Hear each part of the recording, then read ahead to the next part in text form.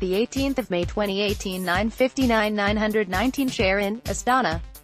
KAZINFORM frontal passages running through the major part of Kazakhstan lead today to rain, thunderstorm. The south of Kazakhstan only is to enjoy the weather without precipitation. Kazhydromet informs, wind gusting up to 15 to 20 meters per second, sometimes up to 23 to 28 meters per second, and fog are expected today in Akmola and North Kazakhstan regions.